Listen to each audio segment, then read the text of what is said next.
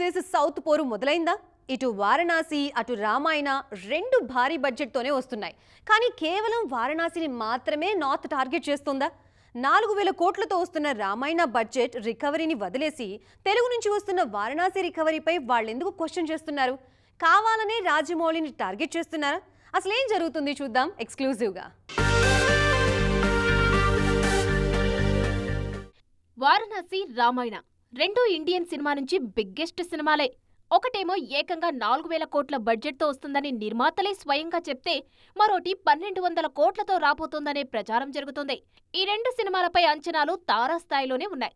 అయితే ఒకటి నార్త్ నుంచి మరోటి సౌత్ నుంచి వస్తుండడమే ఇప్పుడు అసలు రచ్చకు కారణమవుతుంది. రాజమౌళి సినిమాలపై ఉండే అంచనాలు, వాటి బిజినెస్ లెక్కల గురించి ప్రత్యేకంగా చెప్పనక్కర్లేదు. వీటినే బేస్ చేసుకుని నార్త్లో వారణాసిపై కుట్ర జరుగుతుందంటున్నారు మహేష్ ఫ్యాన్స్. కావాలనే బడ్జెట్ని హైప్ చేసి చూపిస్తున్నారని, 1200 కోట్లు ఎలా రికవర్ అవుతాయి, ఓటీటీ కావట్లేదు, వారణాసి బయటపడడం కష్టమే అనే ప్రచారం చేస్తున్నారంటూ మండిపడుతున్నారు ఫ్యాన్స్. రామాయణను ఉదాహరణగా చూపిస్తూ 4000 కోట్లతో వస్తున్న రామాయణకే రికవరీ సాధ్యమవుతుందని నిర్మాతలు చెప్తున్నప్పుడు వారణాసికి ఎందుకు కాదంటూ కౌంటర్ వేస్తున్నారు ఫ్యాన్స్. రామాయణ వర్సెస్ వారణాసి కాస్త సౌత్ వర్సెస్ నార్త్ పోరుగా మారిపోయేలా ఉందిప్పుడు. సోషల్ మీడియాలో ఉన్నట్లుండి వారణాసి రామాయణ బాగా ట్రెండ్ అవుతున్నాయి. రాజమౌళికి బడ్జెట్ ఎప్పుడూ ఇష్యూ కాదు. 10 ఏళ్ల కిందే బాహుబలికి 400 కోట్లు ఖర్చు పెట్టించి 1800 కోట్లు తెచ్చారు. RRRకు 400 కోట్లు పెట్టినా 1300 కోట్లు వచ్చాయి. వారణాసికి ఎంత పెట్టినా జక్కన్నకు తన ప్లాన్స్ తనకుంటాయి.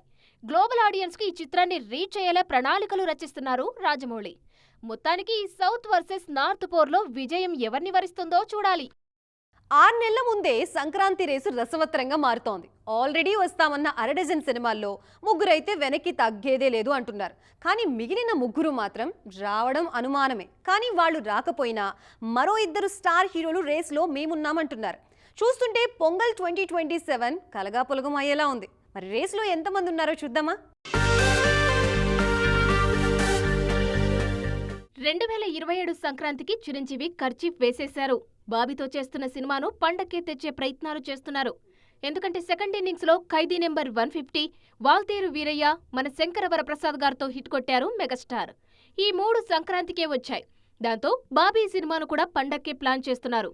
చిరుకు పోటీగా శర్వానంద్ కూడా రేసులోనే ఉన్నారు. శర్వాకు కూడా సంక్రాంతి బాగా కలిసొచ్చింది. ఎక్స్ప్రెస్ రాజా, శతమానం భవతి, నారీ నారీ నడుమురారితో హ్యాట్రిక్ కొట్టిన శర్వా 2027 పండక్కి శ్రీను వైట్ల సినిమాతో రానున్నారు. సంక్రాంతి కింగ్ అనిల్ రావిపూడి కూడా 2027 పండక్కి వెంకటేష్ కళ్యాణ్ రామ్ సినిమాతో రానున్నారు. జూన్ 22 నుంచి రెగ్యులర్ షూటింగ్ మొదలు కానుంది. పండక్కే వస్తామన్న నాగార్జున బాలయ్య రాక మాత్రం అనుమానమే. ఎందుకంటే బాలయ్య గోపీచంద్ సినిమా దసరా రేసులో ఉంది. అలాగే కింగ్ 100 కూడా అదే టైంలో రానుంది. సోగ్గాడే చిన్నినాయన సీక్వెల్ కు టైం సరిపోదు. మరోవైపు కొరటాల బాలయ్య సినిమా కూడా 2027 సమ్మర్ రిలీజ్ కి ప్లాన్ చేస్తున్నారు. దాంతో రేసులోకి అనూహ్యంగా ప్రభాస్, యష్ ఎంట్రీ ఇస్తున్నారు. టాక్సిక్ సినిమాను 2027 సంక్రాంతికి విడుదల చేయాలని చూస్తున్నారు మేకర్స్.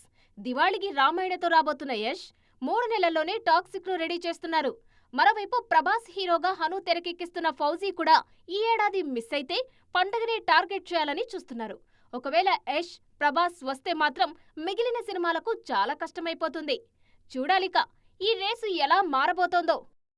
ఈ వారం 2 స్టార్ హీరోయిన్లకి అగ్ని పరీక్షగా మారబోతోంది.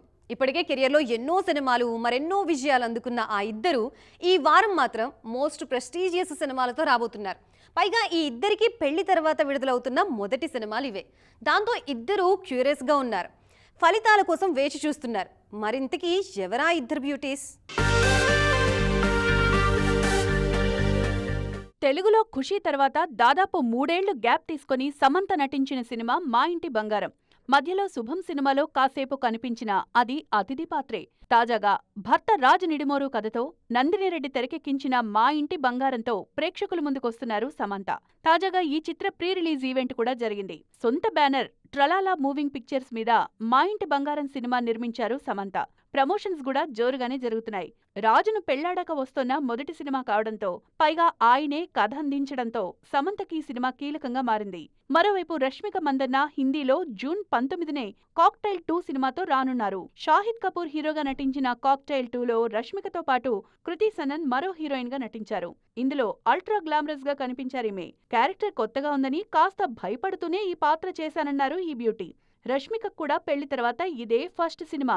మరి చూడాలిక సమంత రష్మిక ఈ వారం ఏం మ్యాజిక్ చేయబోతున్నారో. ఇప్పుడు కాకపోయినా మరో ఏడాది తర్వాతైనా దేవరా 2 ఉంటుందేమో అనే ఆశలు ఎన్టీఆర్ ఫ్యాన్స్ లో ఉండేవి. కానీ ఇప్పుడు ఆ ఆశలు ఆవిరైపోయాయి. దేవరా కథేంటి, విలన్లు ఎవరు, వరా ఏమయ్యాడు, దేవరని చంపిందెవరు, ఇలా ప్రశ్నలు చాలానే మిగిలిపోయేలా ఉన్నాయి. వీటన్నిటికీ సమాధానం కష్టమే. దేవరా 2 వచ్చేలా లేదు. ఎందుకో మీరు చూసేయండి. దేవర సినిమాకు సీక్వెల్ ఉంటుందని మేకర్స్ చాలా రోజులుగా చెప్తున్నారు. కానీ పరిస్థితులు చూస్తుంటే దేవర 2 ఇక రావడం కష్టమే అనిపిస్తుంది. ముందు నుంచే సీక్వెల్ మీద తారక్ పెద్దగా ఆసక్తి చూపించట్లేదనే వార్తలు బాగా వినిపిస్తున్నాయి. అన్నట్లుగానే దేవర 2 నానాటికి లేట్ అవుతూనే ఉంది. జూన్ నుంచే మొదలవుతుందని నిర్మాత చెప్పినా అది జరగలేదు. రొటీన్ కంటెంట్తోనే వచ్చిన పాటలు, release time, Tarak image help అయి దేవర బయటపడింది. అది కొరటాల రేంజ్ సినిమా కాదనే ప్రచారం ఎప్పటినుంచో ఉంది. పైగా ఎన్టీఆర్ ఇమేజ్తో దేవర ఆడిందని ఫ్యాన్స్ ఇప్పటికీ నమ్ముతారు. అందుకే దేవర 2 కంటే మిగిలిన సినిమాలపైనే తారక్ ఫ్యాన్స్ కూడా ఆసక్తి చూపిస్తున్నారు. దేవర 2 ఉండకపోవచ్చనే విషయాన్ని చెప్పకనే చెప్పారు మేకర్స్. జూన్ 15న కొరటాల శివ పుట్టినరోజు కావడంతో అటు ఎన్టీఆర్ ఆర్ట్స్ నుంచి బర్త్డే విషెస్ అందాయి. కాకపోతే అందులో దేవర 2 టాపిక్ లేదు. ముఖ్యంగా తారక్ అయితే నీ ఫ్యూచర్ ప్రాజెక్ట్స్ కు ఆల్ ది బెస్ట్ శివ అన్నారే కానీ దేవర 2 గురించి చెప్పలేదు. అలాగే ఎన్టీఆర్ ఆర్ట్స్ ట్వీట్లోనూ దేవర 2 ఊసేలేదు. మే 20న తారక్ పుట్టినరోజు నాడే దేవర 2 అప్డేట్ లేదు. ఇప్పుడు కొరటాల బర్త్డేకు కూడా ఎలాంటి అప్డేట్ రాలేదు. దీన్ని బట్టి సైలెంట్ గా దేవర 2ను సైడ్ చేస్తున్నారని అభిమానులకు అర్థమవుతుంది. ఇప్పటికే బాలయ్యకు కథ చెప్పి ప్రాజెక్టు లాక్ చేసుకున్నారు కొరటాల. ఈ లెక్కన దేవర కథ అసంపూర్తిగానే మిగిలిపోయేలా కనిపిస్తుంది. వర్షాలు ఊపందుకున్నాయి. వాటితో పాటే మన హీరోలు జోరు పెంచేశారు. ఎవరిని చూసినా లొకేషన్లోనే కనిపిస్తున్నారు. వానొచ్చినా ఏమొచ్చినా షూటింగ్స్కి గ్యాప్ ఇచ్చేదే లేదు అంటున్నారు. ఒకరిద్దరు మినహాయిస్తే అందరూ షూటింగ్స్తోనే బిజీగా ఉన్నారు. సీనియర్ హీరోలు సైతం నెక్స్ట్ ప్రాజెక్ట్స్ పై ఫోకస్ పెంచేశారు. మరి ఎవరి షూటింగ్ ఎక్కడ జరుగుతుందో చూద్దామా?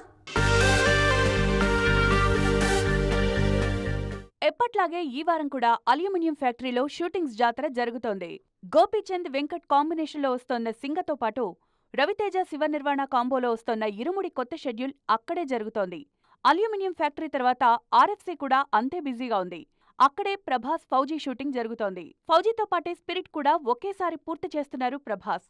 దీని షూటింగ్ చర్లపల్లి జైల్లో జరుగుతోంది. ఇక అల్లు అర్జున్ రాకా షూటింగ్ కొన్ని నెలలుగా ముంబైలోనే జరుగుతోంది. వారణాసి షూట్ శంషాబాద్ తాహిర్ స్టూడియోలో జరుగుతుండగా ఎన్టీఆర్ నీల్ సినిమా షూటింగ్ 4 వారాలుగా ఆర్ఎఫ్సీలో జరుగుతోంది. బాలయ్య గోపీచంద్ మలినేని చిత్ర షూటింగ్ ముంబైలో జరుగుతోంది. అలాగే నాగార్జున 100వ చిత్ర షూటింగ్ గచ్చిబౌలిలో, వెంకటేష్ ఆదర్శ కుటుంబం షూట్ మోకిలాలో జరుగుతున్నాయి. శ్రీ విష్ణు రామ్ అబ్బరాజు చిత్ర షూటింగ్ శంకర్పల్లిలోనే 6 వారాలుగా జరుగుతోంది. మెగా 158 షూటింగ్ కొత్త షెడ్యూల్ త్వరలోనే మొదలు కానుంది. హీరోలు దర్శకులుగా మారుతున్నారు. దర్శకులేమో హీరోలు అవుతున్నారు. నిర్మాతలు దర్శకులు అవుతున్నారు. అలాంటప్పుడు మ్యూజిక్ డైరెక్టర్స్ మాత్రం ఒకే ప్రొఫెషన్లో ఎందుకుంటారు చెప్పండి? అందుకే వాళ్ళు కూడా సైడ్ బిజినెస్ స్టార్ట్ చేశారు. కొందరు నటనలో బిజీ అవుతుంటే మరికొందరు ఇండిపెండెంట్ మ్యూజిక్ చేస్తున్నారు. మరి వాళ్ళ స్టోరీ ఏంటో చూద్దామా? అనిరుద్ధ్ను చూస్తున్నారుగా, ఇది సినిమా పాట కాదు, తన సొంత ఇండిపెండెంట్ లేబుల్ అల్బుకర్కి రికార్డ్స్తో పాటు యూనివర్సల్ మ్యూజిక్ ఇండియాతో కలిసి చేసిన అరవింద్ పాట. 2014లో చనిపోయిన తన ఫ్రెండ్ అరవింద్ పేరుతోనే ఈ పాట చేశారు అనిరుద్ధ్.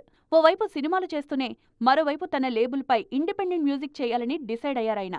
అరవింద్ పాటకు అదిరిపోయే రెస్పాన్స్ వస్తోంది. విడుదలైన ఒక్క రోజులోనే 5 మిలియన్స్ పైగా వ్యూస్ అందుకుంది. మరోవైపు దేవిశ్రీ ప్రసాద్ కూడా వరుసగా సినిమాలు చేస్తూనే హీరోగా మారిపోయారు. ఎల్లమ్మతో తనలోని నటుణ్ణి పరిచయం చేస్తున్నారు దేవి. మరోవైపు ఈయన స్వరపరిచిన మ్యూజికల్ సినిమా సింగ్ గీతంకు అన్ని వైపుల నుంచి పాజిటివ్ రెస్పాన్స్ వస్తోంది. తమన్ కూడా సినిమాలతో పాటు నటుడిగా బిజీ అయ్యారు. తమిళంలో ఇదయం మురళి సినిమాలో ఓ హీరోగా నటిస్తున్నారు. దాంతోపాటు మ్యూజికల్ టూర్స్ చేస్తున్నారు. సాయి అభ్యంకర్ కూడా రాకా లాంటి సినిమాలు చేస్తూ ప్రైవేట్ సాంగ్స్తో బిజీగా ఉన్నారు. జీవి ప్రకాష్ అయితే హీరోగా, మ్యూజిక్ డైరెక్టర్గా రఫ్ ఆడించేస్తున్నారు. మొత్తానికి మన సంగీత దర్శకులు అన్ని చోట్ల అదరగొట్టేస్తున్నారు. సో చూసారు కదా, ఇది ఇవాల్టి ఈటీ ఎక్స్క్లూజివ్. మరో ఈటీ ఎక్స్క్లూజివ్తో మళ్ళీ కలుద్దాం. అప్పటి వరకు చూస్తూనే ఉండండి టీవీ9.